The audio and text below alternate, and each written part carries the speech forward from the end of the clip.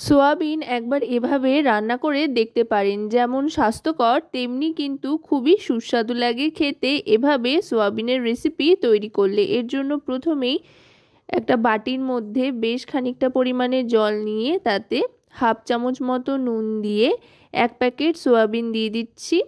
সোয়াবিনটা একটু ভালো করে সেদ্ধ করে নিতে হবে। জলটা ফুটে ওঠা পর্যন্ত অপেক্ষা করতে হবে। জলটা ফুটে উঠলে সোয়াবিনটা জল থেকে নিংড়ে তুলে নিয়ে তারপর ভালো করে ঠান্ডা জল দিয়ে ধুয়ে নিয়ে কড়াইতে সামান্য সাদা তেল গরম করে তাতে সেদ্ধ করে জল ঝরিয়ে ধুয়ে নেওয়া সোয়াবিনগুলো ভেজে নিতে হবে। সোয়াবিন কিন্তু অবশ্যই সেদ্ধ করার পর ভেজে নিয়ে রান্না করবেন, তাতে করে সোয়াবিনের মধ্যে সব মশলাপাতিগুলো খুব সুন্দর ইনসিস্ট করবে আর খেতেও কিন্তু খুব ভালো লাগবে। সোয়াবিনটা একটু লালচে রং আসা পর্যন্ত ভেজে নিচ্ছি। সোয়াবিনটা ভাজা হয়ে যাওয়ার পর তুলে নিয়ে তারপরে আরও খানিকটা তেল অ্যাড করে নিচ্ছি। গোটা রান্নাটাই কিন্তু সাদা তেলে করছি। এবার এতে দিয়ে দিচ্ছি পাতলা পাতলা করে কেটে রাখা আলু। এখানে আলু খুব একটা বেশি পরিমাণে ব্যবহার করছি না, একটা ছোট সাইজের আলু এখানে কেটে দিয়ে দিয়েছি। যেহেতু আরও অন্যান্য সবজি এখানে ব্যবহার করছি, গাজর দিচ্ছি, তা আলুর পরিমাণটা সেই কারণে একটু কম রেখেছি। এবার দিয়ে দিচ্ছি বেশ খানিকটা পরিমাণে পাতলা করে কেটে নেওয়া গাজর। আলু আর গাজরটাকে বেশ কিছুক্ষণ মিডিয়াম টু লো ফ্লেমে ভাজতে থাকতে হবে। তারপরে দিয়ে দিলাম পেঁয়াজ কুচি। এখানে একটা মাঝারি সাইজের পেঁয়াজ কুচিয়ে দিয়ে দিয়েছি। এবার দিয়ে দিচ্ছি ক্যাপসিকামের টুকরো।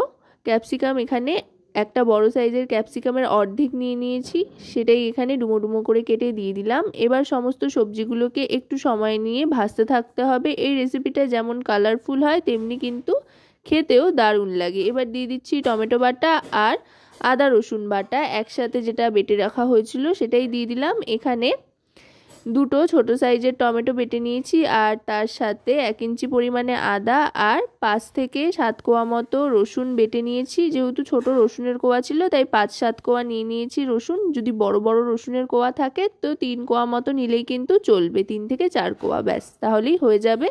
খুব বেশি স্ট্রং রসুনের গন্ধ কিন্তু এই রেসিপিটার সাথে যায় না, হালকা একটা রসুনের ফ্লেভার আসলেই ভালো লাগে। এবার দিয়ে দিচ্ছি হলুদ গুঁড়ো 1 টিস্পুন পরিমাণে।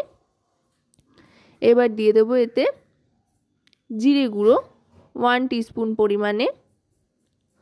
এবার কাশ্মীরি রেড চিলি পাউডার দিয়ে দিলাম 1 টিস্পুন আর দিয়ে দিচ্ছি এবার স্বাদ মতো নুন। নুন দিলে কিন্তু সবজিগুলো থেকে একটু জল ছাড়বে আর নরমও হয়ে আসবে। পরিমাণ মতো নুন দিয়ে এবার ভালো করে মিশিয়ে নিচ্ছি আর বেশ খানিকক্ষণ কষিয়েও নিচ্ছি। দেখুন সবজিগুলো কিন্তু অনেকটাই নরম হতে আরম্ভ করেছে আর জল ছাড়তে আরম্ভ করেছে সবজিগুলো থেকে।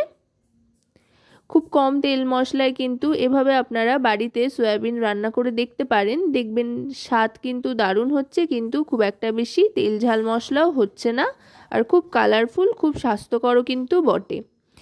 এবার এর মধ্যে দিয়ে দেব টক দই।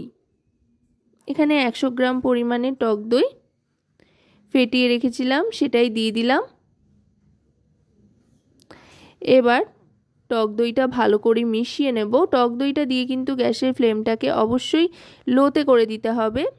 টক দই দিয়ে গ্যাসের ফ্লেম হাই করে দিলে কিন্তু দই কেটে যাওয়ার একটা সম্ভাবনা থাকে, তাই এবার কিন্তু লো ফ্লেমেই রান্না করতে থাকতে হবে। টক দই দিয়ে ভালো করে মিশিয়ে নিতে হবে। এবার এর মধ্যে দিয়ে দিচ্ছি জল। খুব একটা বেশি জল দিচ্ছি না, সবজিগুলো অনেকটাই নরম হয়ে এসছে যেহেতু, তাই সামান্য একটু জল দিয়ে দিলাম, হাফ বাটির থেকেও কম জল দিয়ে। এবার ঢাকনা চাপা দিয়ে দেবো একদম লো ফ্লেম করে।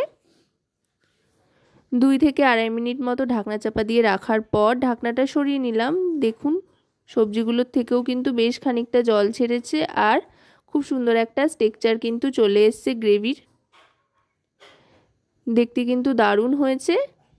আশা করব রেসিপিটি আপনাদের ভালো লাগবে। ভালো লাগলে অবশ্যই রান্নাবাটি চ্যানেলটিকে সাবস্ক্রাইব করে লাইক শেয়ার কমেন্টের মাধ্যমে আমাদের পাশে থাকবেন আর পাশে থাকা বেল আইকনটি অন করে দেবেন সবার আগে সমস্ত রকম নতুন রান্নার নোটিফিকেশান পাওয়ার জন্য। এবার দিয়ে দিলাম সোয়াবিনটা দিয়ে এবার ভালো করে সমস্ত সবজির সাথে মিশিয়ে নেব। আরও খানিকক্ষণ রান্না করে নেব এভাবেই মিডিয়াম টু লো ফ্লেমে।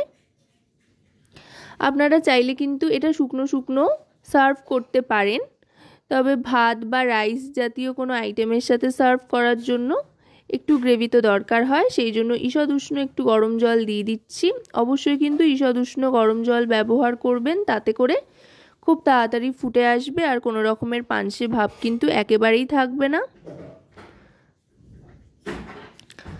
জলটা দিয়ে এবার দিয়ে দিচ্ছি চিনি, যেহেতু সমস্তটা সেদ্ধ হয়ে গিয়েছে তারপরেই চিনিটা দিচ্ছি।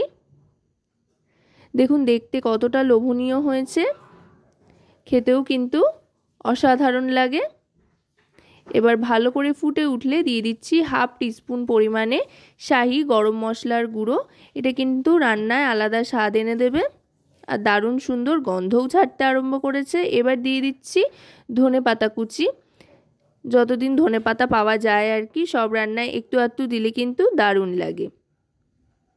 ধনেপাতা কুচি দিয়ে এবার ভালো করে মিশিয়ে নিচ্ছি।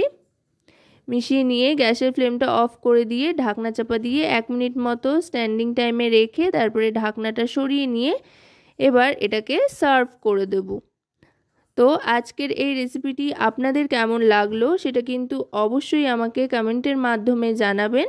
সকলে খুব ভালো থাকবেন ও সুস্থ থাকবেন এবং রান্নাবাটির সাথে থাকতে ভুলবেন না যেন। আবার খুব শিগগিরই চলে আসবো নতুন কোনো ভিডিওর সাথে।